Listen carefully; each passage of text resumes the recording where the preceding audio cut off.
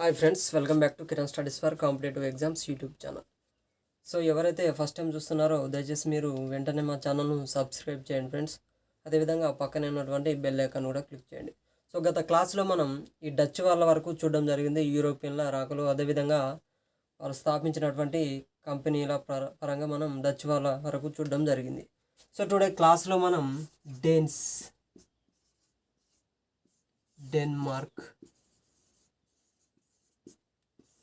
So ఈ డేన్స్ లేదా Denmark వాళ్ళు 1616లో వీళ్ళు కంపెనీ అనేది ఎస్టాబ్లిష్ చేయడం జరుగుతుంది, డేన్స్ east India company.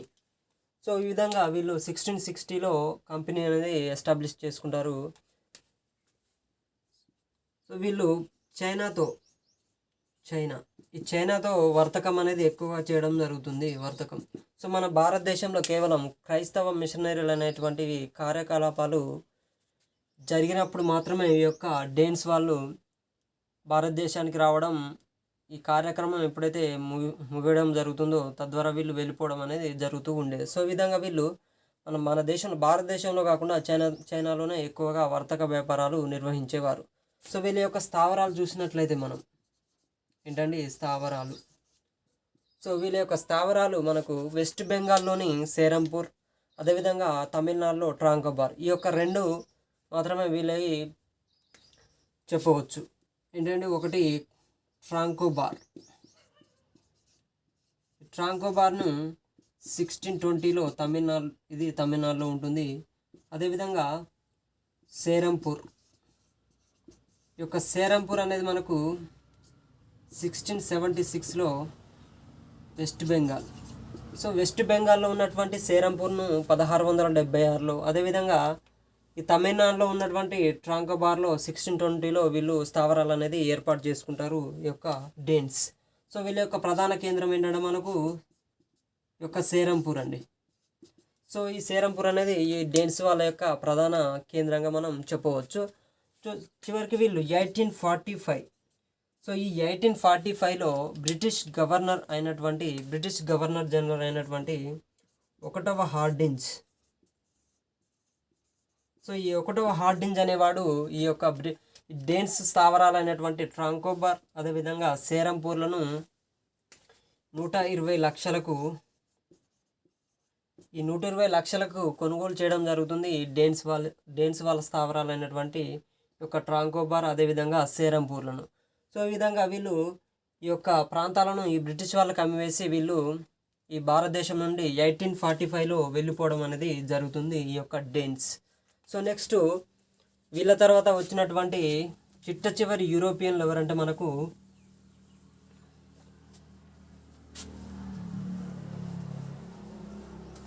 France.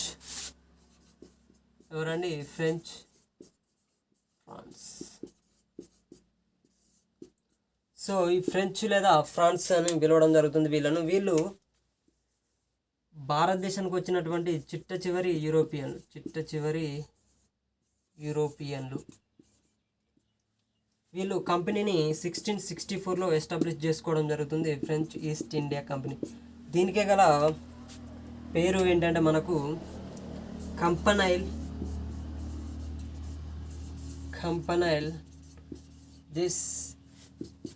దెస్ Indies orientals. So కంపనైల్ దెస్ Indies orientals అనేది ఈ యొక్క ఫ్రెంచ్ ఈస్ట్ ఇండియా కంపెనీ యొక్క పేరు మనకు 1664లో. ఈ 1664లో ఈ యొక్క కంపెనీని ఏర్పాటు చేసినటువంటి వ్యక్తి ఎవరంటే మనకు కోల్బర్ట్. సో ఈ కోల్బర్ట్ అనేవాడు ఈ ఫ్రెంచ్ చక్రవర్తి అయినటువంటి 14వ లూయి యొక్క ప్రధానమంత్రి. సో 14వ లూయి యొక్క ప్రధానమంత్రి ఎవరంటే మనకు కోల్బర్ట్. ఈ కోల్బర్టే 1664లో ఫ్రెంచ్ ఈస్ట్ ఇండియా కంపెనీని స్థాపించడం జరుగుతుంది. సో ఈ విధంగా మన మొఘల్ చక్రవర్తి ఔరంగజేబ్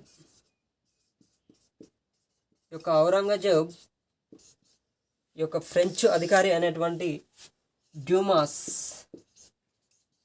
డ్యూమాస్కు నవాబ్, ఈ నవాబ్ అనే టైటిల్ లేదా బిరుదు ఇవ్వడం జరుగుతుంది ఔరంగజేబ్. ఈ యొక్క ఈ డ్యూమాస్ అనేవాడు ఫ్రెంచ్ అధికారాన్ని చెప్పుకున్నాం. నవాబ్ అనే బిరుదు పొందింది ఎవరి నుండి అంటే ఔరంగజేబు నుండి. సో ఈ విధంగా యూరోపియన్లలో నవాబ్ అనే బిరుదు పొందినటువంటి పర్సన్గా మనం డ్యూమాస్ని పేర్కొనవచ్చు. ఎవరి నుండి అంటే ఈ యొక్క మొఘల్ చక్రవర్తి అయినటువంటి ఔరంగజేబు నుండి. సో తర్వాత వీళ్ళు స్థావరాలు ఏర్పాటు చేసుకున్న విధానం. వీళ్ళ యొక్క స్థావరాలు మనకు 1668లో, ఈ 1668లో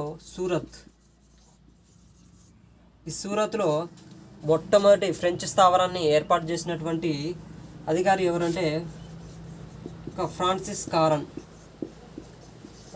ఫ్రాన్సిస్ కారన్ అనేటువంటి ఫ్రెంచ్ అధికారి ఈ సూరత్లో మొట్టమొదటి ఫ్రెంచ్ స్థావరాన్ని ఏర్పాటు చేయడం జరుగుతుంది. అదేవిధంగా 1669, ఈ యొక్క 1669లో మచిలీపట్నంలో మకారా, ఈ యొక్క మకారా అనేటువంటి ఫ్రెంచ్ అధికారి ఈ మచిలీపట్నంలో స్థావరాన్ని ఏర్పాటు చేయడం జరుగుతుంది. మచిలీపట్నంలో 1668 వచ్చేసి సూరత్, ఇది మొట్టమొదటి స్థావరం, మొట్టమొదటిది. ఆ తర్వాత 1669లో మకారాలో ఈ యొక్క మచిలీపట్నంలో మకారా అనేవాడు మచిలీపట్నంలో స్థావరాన్ని ఏర్పాటు చేయడం జరుగుతుంది. నెక్స్ట్ మనకు 1673 అండి.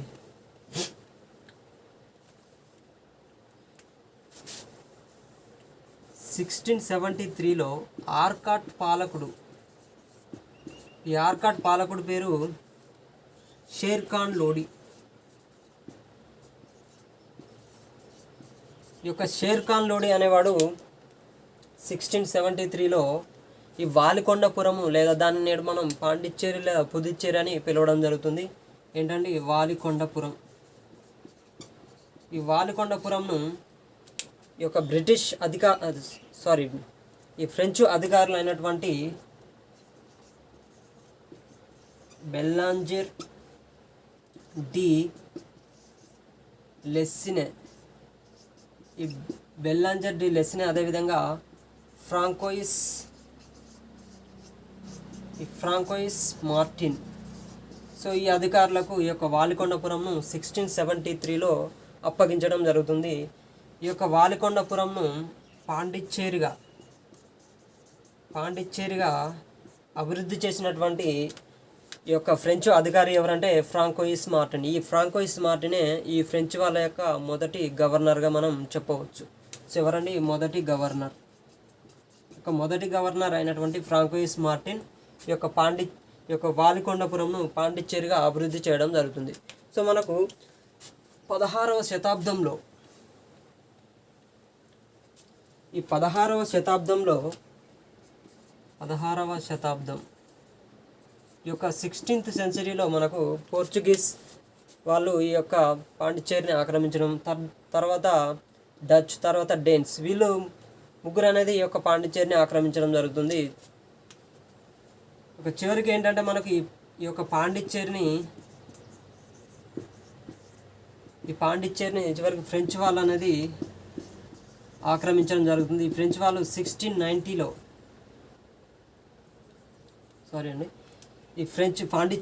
ఈ పాండిచ్చేరిని ఫ్రెంచ్ వాళ్ళు చివరికి స్వాధీనం చేసుకొని అక్కడే స్థిరపడిపోవడం జరుగుతుంది ఈ యొక్క ఫ్రెంచ్ వాళ్ళు. సో 1690లో చంద్రనాగోర్, ఈ యొక్క చంద్రనాగోర్ను షైస్తఖాన్ అనేటువంటి ఈ యొక్క పాలకుడి నుండి షైస్తఖాన్ నుండి ఈ యొక్క చంద్రనాగోర్ని ఫ్రెంచ్ వాళ్ళు పొందడం జరుగుతుంది. అదేవిధంగా 1721లో ఫ్రెంచ్ వాళ్ళు మారిషస్ను కూడా ఆక్రమిస్తారు. ఈ యొక్క మారిషస్ను కూడా వీళ్ళు 1721లో ఈ ఫ్రెంచ్ వాళ్ళు అనేది ఆక్రమించడం జరుగుతుంది. సో నెక్స్ట్ వచ్చేసి 1725లో యానాం, మహే, కాలికట్ ఈ యొక్క 3 ప్రాంతాలను ఆక్రమించడం జరుగుతుంది ఫ్రెంచ్ వాళ్ళు. ఎప్పుడంటే 1725లో. మనకు నెక్స్ట్ వచ్చేసి 1739లో కారకైల్. సో ఈ కారకైల్ అనేది తమిళనాడులో ఉంటుందని మనకు తెలుసు. సో ఈ తమిళనాడులో ఉన్నటువంటి కారకాయలను 1739లో ఈ యొక్క ఫ్రెంచ్ వాళ్ళు ఆక్రమించడం జరుగుతుంది. సో తద్వారా వీళ్ళు ఈ అన్ని ప్రాంతాలను ఈ విధంగా ఆక్రమించడం అనేది జరుగుతుంది.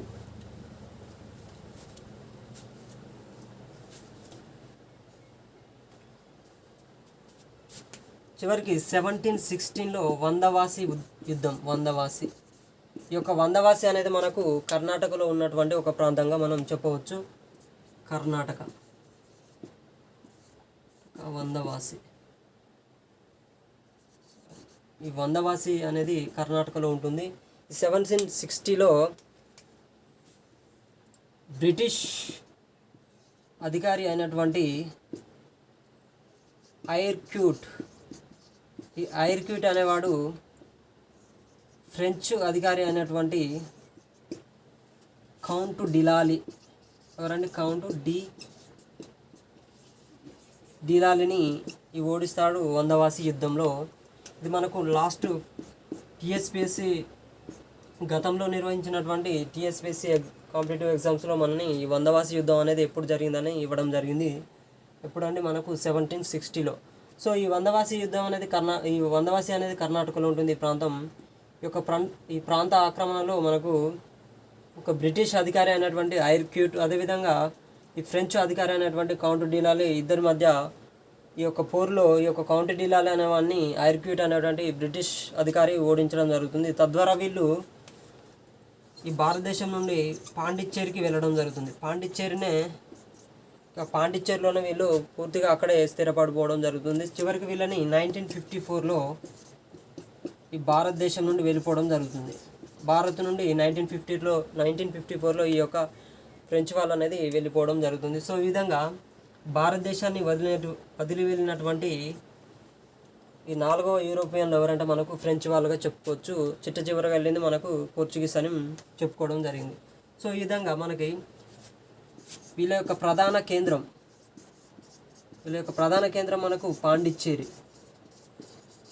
సో పాండిచ్చేరి అనేది ప్రధాన కేంద్రకంగా వీళ్ళకి ఉండడం జరుగుతుంది. సో మనకు పాండిచ్చేరి అంటే యానం, మహే, పాండిచ్చేరి, ఈ కారకాయలు, ఈ యొక్క కారకాయల పాండిచ్చేరి అనేది తమిళనాడు, ఈ మహే అనేది కేరళ, ఈ యానం అనేది ఏపీలో ఉండడం జరుగుతుంది. ఈ యొక్క 4 ప్రాంతాలను కలిపి మనం పాండిచ్చేరిగా పిలవడం అనేది జరుగుతుంది. సో ఈ విధంగా ఫ్రెంచ్ వాళ్ళు అనేది 1954లో భారతదేశాన్ని పూర్తిగా వదిలి వెళ్ళడం అనేది జరుగుతుంది. సో మనకు ఈ యొక్క యూరోపియన్లో భారతదేశం నుండి వెళ్ళినటువంటి భారత్ను వదిలి వెళ్ళిన యూరోపియన్ల వరుస క్రమం. సో ఈ విధంగా భారతదేశాన్ని వదిలిపెట్టి వెళ్ళినటువంటి యూరోపియన్లలో ఫస్ట్ మనకు డచ్, నెక్స్ట్ వచ్చేసి డేన్స్, తర్వాత బ్రిటిష్, ఫోర్త్ వచ్చేసి ఫ్రెంచ్, 5వ వాళ్ళు మనకు పోర్చుగీస్, చివరి వాళ్ళు పోర్చుగీస్. ఎవరండి, పోర్చుగీస్ వాళ్ళు. సో మనకు ఈ డచ్ వాళ్ళు 1759 అండి, చిన్సూరా లేదా బేదరా యుద్ధం ద్వారా ఓడిపోయి 1759లో వీళ్ళు భారతదేశం నుండి వెళ్ళిపోవడం అనేది జరుగుతుంది. సో డేన్స్ 1845.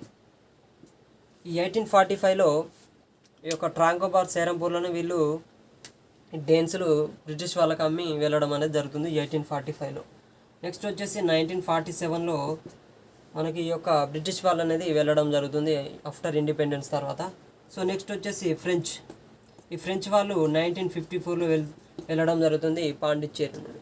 నెక్స్ట్ వచ్చేసి మనకు పోర్చుగీస్ 1961లో ఈ గోవా పైన ఆపరేషన్ విజయ్ అనే పేరుతో సైనిక చర్య ద్వారా వీళ్ళు భారతదేశాన్ని వదిలి వెళ్ళడం జరుగుతుంది. సో ఈ విధంగా మనకి ఆర్డర్ అనేది ఎగ్జామ్లో అడగడానికి ఛాన్సెస్ అనేవి ఉన్నావన్నమాట. సో మనకి ఈ 5 కంపెనీలలో, అంటే ఈ 5 దేశాలు స్థాపించుకున్నటువంటి కంపెనీలలో మనకు ఒక బ్రిటిష్ కంపెనీ అనేది, మనకు బ్రిటిష్ ఈస్ట్ ఇండియా కంపెనీ అనేది గుర్తింపబడినటువంటి యూరోపియన్ కంపెనీగా మనం పేర్కొనవచ్చు. సో ఈ విధంగా బ్రిటిష్ వాళ్ళు మన భారతదేశంలో ఈ యొక్క సామ్రాజ్యాన్ని స్థాపించుకొని వర్తక వ్యాపారం అనేది నిర్వహించడం జరుగుతుంది. సో మనం నెక్స్ట్ క్లాస్లో వచ్చేసి ఒక బ్రిటిష్ వాళ్ళ యొక్క ఆక్రమణ అనేది ఎలా జరిగింది భారతదేశంలో అనేది చూడడం అనేది జరుగుతుంది. సో ఎవరైతే ఫ్రెండ్స్ మా ఛానల్ ఇంతవరకు సబ్స్క్రైబ్ చేయలేదో please subscribe to our channel and click the bell icon. So మా వీడియోస్ కనుక మీకు నచ్చినట్లయితే లైక్ చేయండి, కామెంట్ చేయండి, తప్పకుండా మీ ఫ్రెండ్స్కి మాత్రం షేర్ చేయండి ఫ్రెండ్స్. Okay, thank you.